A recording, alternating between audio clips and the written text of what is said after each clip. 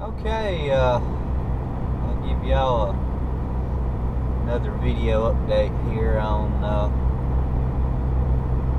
I focus this mostly on that new Deere. Pardon me if I sneeze here in a minute, I feel it coming on, but anyway. So I went or I decided yesterday to, on my lunch break, to go visit the dealer where the Deere I purchased is being worked on. It's about 5 minutes from work, and since they came and picked it up, the only descriptions of what's been going on with it have just been phone calls and text messages between me and the salesman that sold me the tractor. So I decided, I'm just gonna run over there and have a look at this thing and actually see what they're doing to it. So I did. I went over there and I texted the salesman to see if he was there, and he said yeah, and I told him I'd be there in a minute. I gave him about a minute's warning I was coming. That sounds fair, right? I mean, that shouldn't have been an issue. That should have been more than enough time to let them know I was showing up. I did buy the tractor. I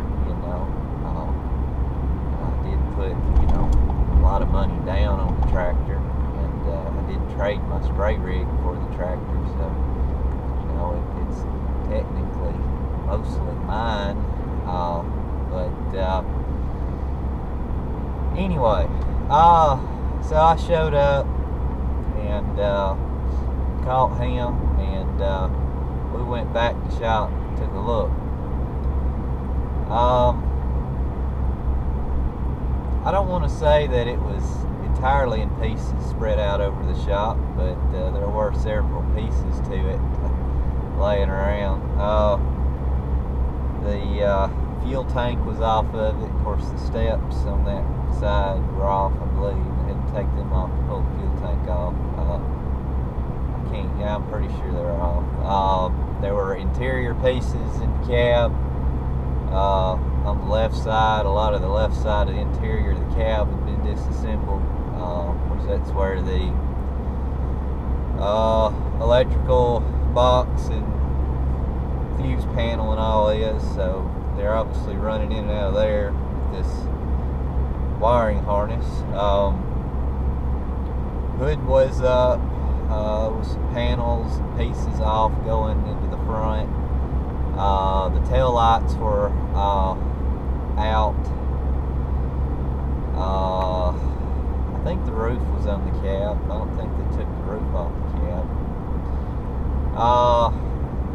But the fuel lines were plugged and hanging around because they had pulled the fuel tank off. Just several various things were off and laying around on the cement floor to the tractor. The wiring harness looked like I could see where it was plugged in at the back, the new clean harness near the trailer plug connection, and obviously it was running from there up into the fenders to the rear lights, and then down and somewhere up into the cab below the fuel tank, and then out from there and somewhere headed up towards the front around the engine. Like I said, there is a computer module, looks like a big heat sink unit in front of the radiator, up in the very front of the tractor. And I did not see any clean wiring harness plugged in there, so I don't know if any of it's going completely to it or not, and I'm not sure they're having to go up into the dash or the instrument panel. I did take a very good look inside, but it looked like all those panels and covers were in place, unless they've already buttoned all that back up. But anywho, I took it that they were mostly in the process of buttoning everything back up, putting everything back on, because he said something about them originally trying to get it, back, to get it done yesterday, or by yesterday afternoon, and have it back out on the farm, today, sometime possibly. But yeah, I told the guy, I said, look, I'm hauling beans every night this week, and my next big move is to start planting this grass seed I got, which I'm very fastly running out of time on. So I told them, Thursday, Friday would be okay with me, if they wanted to take their time on it, and putting it back together. Told me they didn't want to rush it, and he didn't want to rush it either. And anywho, I went in there, I told myself not to get mad and worked up. I just kind of wanted to know and see and understand what all this entailed, because up until yesterday and me physically seeing it, it had not been very well described to me, let's put it that way. But anywho, I'm not just real comfortable with the chart. The whole issue with the tractor when it was on the farm was the fact it wasn't charging the battery apparently, and it just ran the thing dead, and stuff started going nuts on it. He said some other guy other than working on the wiring harness and checked the charging system out, but he didn't say that anything had really been replaced or done, other than he said they found a loose wire going to the starter. Now, I'm not sure how that would have anything to do with the charging of the battery, unless the alternator somehow connects to that same point at the starter that the line running down to the battery is. I guess that's possible. So maybe, but even if it was, it would have had to been pretty bad loose not to have somewhat been charging the battery, in my opinion. But anywho, it ain't good anyhow you look at it. A loose wire, running from the battery to just about anything. Any of you that know anything about basic electronics and voltage and whatnot knows that a connection like that's high current off of a battery that's loose can generate a lot of heat and can lead to fire. So that don't make me feel too good. That thing could have burnt something up, but I won't say it could have burnt the tractor down. I don't think there was enough grass and debris and loose stuff laying around that it could have done that, but it could have burned up some wiring and different things, so could have made a mess, put it that way. But anywho, it is what it is. Like I said, I'm going to take it back when they bring it back, and I'm going to run it and see what happens. I told the guy, I said, good chance I'll be putting it right in the field at night with the lights on again, so if they ain't got this charging system issue figured out, it's going to rear its head again pretty quick. So I'm hoping. He sounded like they were going to do some more checks on it once they got it put back together, so I'm hoping find any remaining issue if there is one. He did say that he was going to tell them to turn the lights on, let them run a while, see if it drains it back down without charging or whatever. But anyway, that's that. I've been seeing all y'all's comments. I've replied to a few, not all of them, but I know several of you are telling me to stick with a Massey or keep the 5610. Some of you are questioning the cost savings and as to why I'm doing this and whatnot. So here's the deal. Where I sit right now, just between, let's say, the two values of the tractor.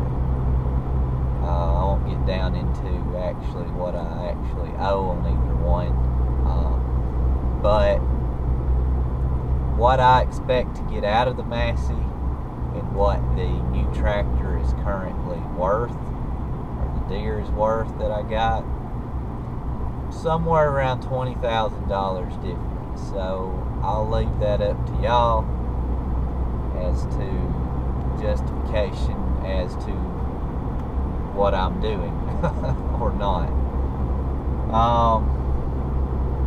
But anyway, just keep in mind, like I said, I am planning to quit row cropping and downsize there, and yeah, I'll be doing a little more hay than I've been doing, but overall acreage and work will be down. So yeah, I mean, if I was going to be working the same amount of acreage that I've currently been doing, then it would probably be a no-brainer to hang on to the 5610. But you know, I'm throttling back, scaling back, and that's kind of the decision and direction I've made to go at the moment.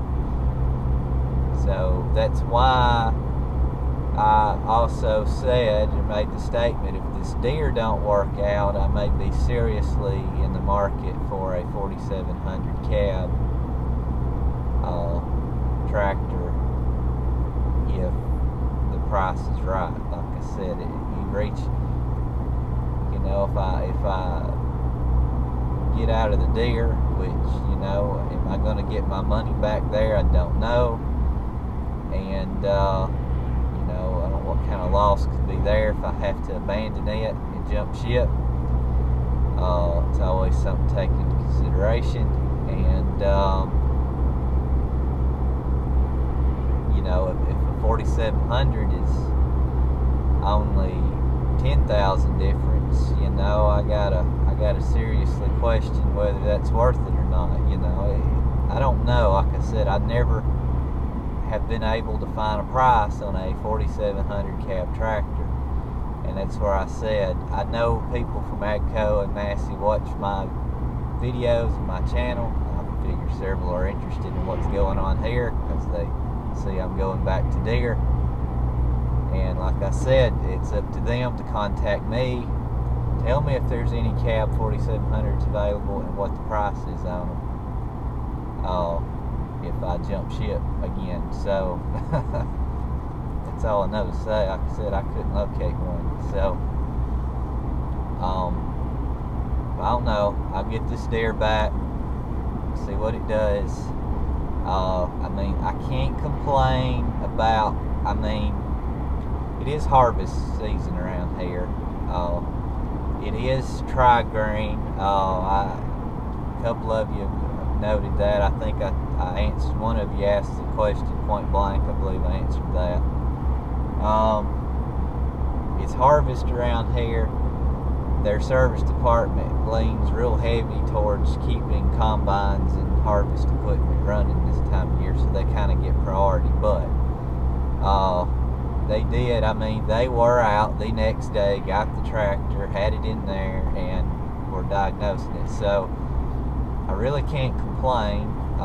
It has took over 2 weeks now, but you know, that was mainly just them trying to get this new wiring harness, and like I said, the first one came in was the wrong one. I don't know who's at fault there. So I don't know if they ordered the wrong one or if Deere sent them the wrong one. It could have went a couple different ways. So it's just it's worked out where it hadn't hurt me too bad to be without it. I do still have the Massey. I'm not trying to run it very much right now because I'm trying to keep it clean. I've got it basically spotless and showroom clean just about. You know, when I sell something, I want to hand it off in as good a condition as I possibly can. So just like the 6330, when I sold it, you know, I sold it pretty much spotless.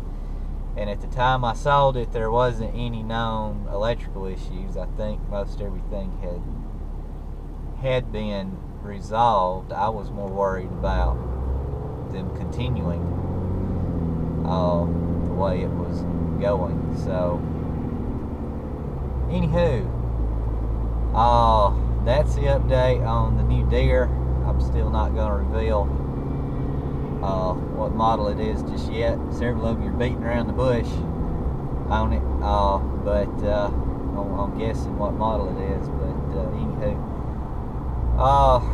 when it's back and it's on the farm, I'll try to do a video of it. Like I said, I don't know that I'll be doing the level of reviews on that tractor that I did on the Massey, but I'll for sure keep y'all updated along as it goes. But if I get it back this week, I'm probably going to put that new seed drill behind it, and it's going to be drilling a lot of seed this weekend. So I've got my back against the wall on that seed. It's do or die on getting that out at this point, and I don't know when it's going to rain. It's just going to, it's either going to come up and die, or it's going to come up really late and struggle to establish a good stand. I don't know how else to put it at this point. But anyway, aside from the tractor, we're probably going to wrap up soybean harvest in the next few days. Probably, definitely this week, unless we have a major breakdown. And as far as yield on that, it's got a little better. We started moving to fields to the west, which, as I explained in my drought video, some areas got more rain than we did right at where the farm is located. So those fields definitely got more rain because they are yielding a little better. Matter of fact, one of them may be our best yield of the year, which isn't still great, but it's definitely a sigh of relief after coming from those about 3 fields that did just so terrible. But anyway, we should wrap up harvest this week. I didn't get all my hay hauled out, so I'm still working on that. And still got a little bit of bush hogging I need to do on some pastures, but I'll just fit that in where I can. And I've got 2 fields that are plowed but need to be cultipacked before I drill them in grass. So that's kind of what I'm trying to work on right now. The bean lines at Bungie have become rather long, so I'm not getting much anything else done at night but just hauling beans right now. So anyway, that's that. I'll wrap up this video. I will, on a final note, the Donahue grain trailer, which many of you have inquired about since I bought it, you know, how many bushel it'll hold and different things. If we wrap up harvest this week, it will be available for sale. So if any of you out there that are still in harvest mode or interested in it,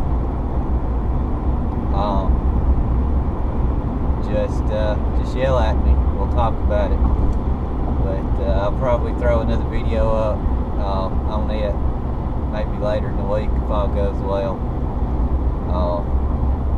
officially saying it's for sale, but I'm just throwing that out there. Anyway, thanks for watching, and I'll update you on things as I know how things are going.